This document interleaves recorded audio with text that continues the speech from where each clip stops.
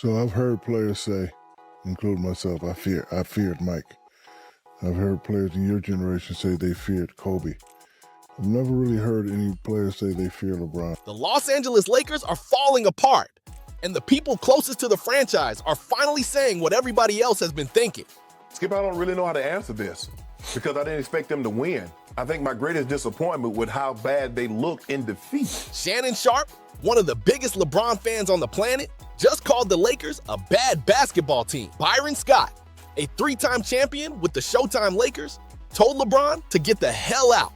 And Shaq just went on ESPN and destroyed Deandre Ayton while simultaneously telling LeBron that his time as the man is over. All of this happened in the same week, and it all started with a loss to the Phoenix Suns that exposed everything wrong with this franchise. Let's break it down. Here's where things stand. The Lakers are 36-24, 6th in the Western Conference. Sounds decent, right? It's not. They've lost 3 straight since the All-Star break, right when teams are supposed to be gearing up for the playoffs. The loss that broke everything open was February 26th against the Phoenix Suns. And it wasn't just that they lost, it's how they lost. The Suns didn't even have Devin Booker or Dillon Brooks. The Lakers had all 3 of their stars, LeBron, Luka, and Austin Reeves, and they still couldn't close. They blew a 13-point third-quarter lead, fell behind by 12 in the fourth, and Luka led a comeback that almost worked. Almost. Royce O'Neal hit a wide-open 3 to win it because the Lakers' defense completely broke down on the final possession. Final score, Suns 113, Lakers 110. The game before that, a 110-109 home loss to the Orlando Magic at home. Luka had the ball on the last play, didn't take a decent look when he had the chance, and LeBron ended up missing the final shot. 3 losses in a row, and every single one exposed the same problem.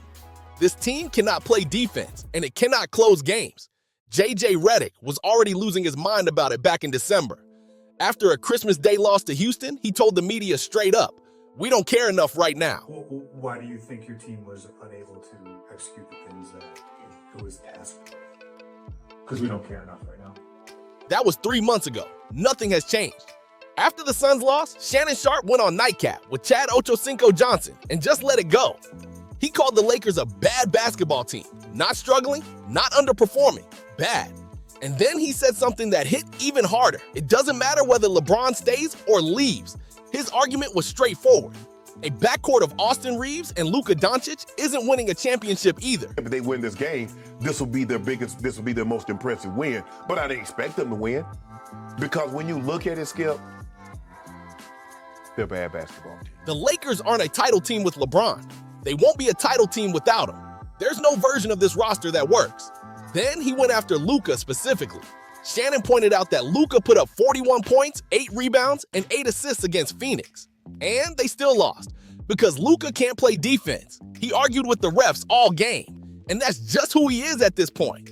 Shannon basically said the Lakers need to accept that Luka's numbers will never translate to winning the way fans expect.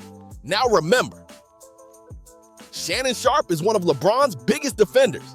He's gone to war for this man on television for years. For him to say the Lakers are a bad team regardless of LeBron, that's significant.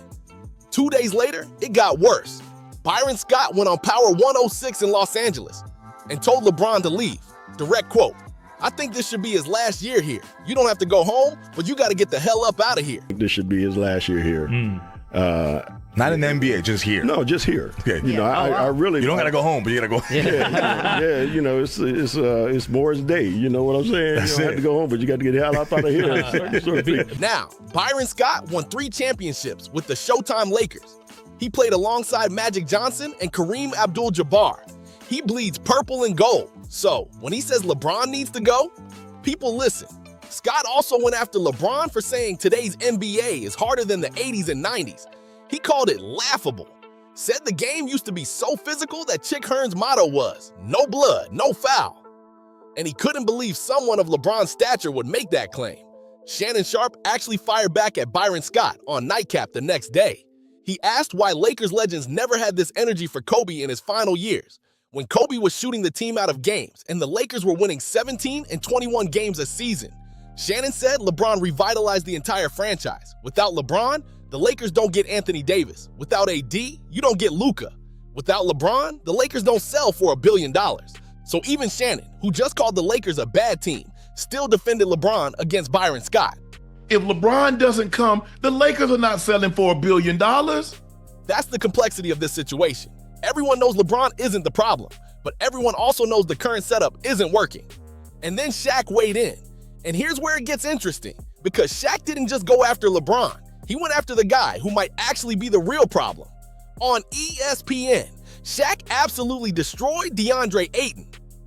If you missed this story, Ayton got caught shouting in the Lakers locker room after the Orlando loss. He posted 21 points and 13 rebounds, his best game in weeks. And instead of being satisfied, he walked toward the showers and said, loud enough for teammates to hear, "They're trying to make me Clint Capella. I'm not no Clint Capella." This was hours ago here at the arena. LeBron James going through what looks to be That comment set off a firestorm. Clint Capella himself fired back on Instagram. An anonymous Western Conference scout told ESPN that Ayton picks and chooses when he wants to lock in. And then Shaq stepped in. Shaq said Ayton doesn't play hard consistently and compared him unfavorably to Capella, a player who accepts his role and gives effort every night.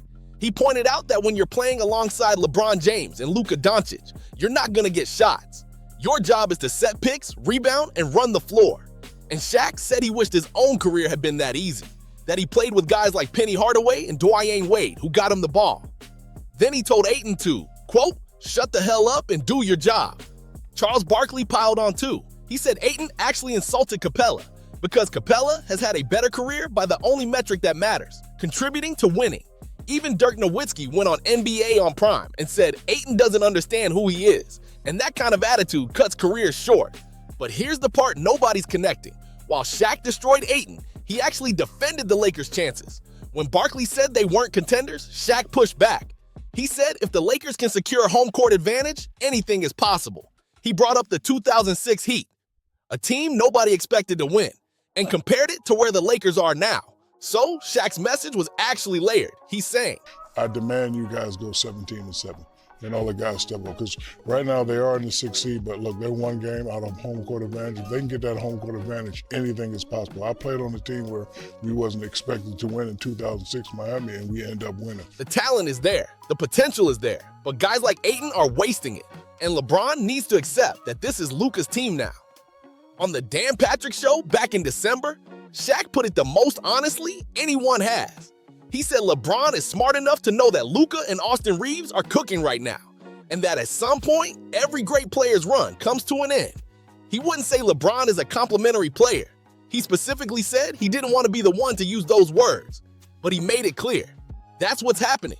LeBron is averaging 21.5 points, 5.7 rebounds, and 7 assists this season. I've never really heard any players say they fear LeBron. That's still elite for a 41-year-old. But Luka is averaging 34.7 points, 8.7 rebounds, and 8.8 assists. This is Luka's team, period. The real drama is what happens this summer. LeBron's contract expires. Austin Reeves is also a free agent, and the Lakers can't afford to max both of them. Every report says the Lakers' priority is keeping Reeves as Luka's co-star going forward. ESPN's Brian Windhorst has reported that LeBron might consider taking a minimum contract, but only for a real contender. Cleveland keeps coming up as a destination. The Cavs have the best record in the NBA this season. A return to Northeast Ohio for one last run would be poetic. The Knicks and Warriors have also been mentioned. But here's what's wild. The Lakers might actually be better without LeBron. Not because he's bad, but because $52.6 million in salary cap space going to a 41-year-old means you can't build around Luka properly. The team needs shooters, it needs wing defenders, it needs athletes.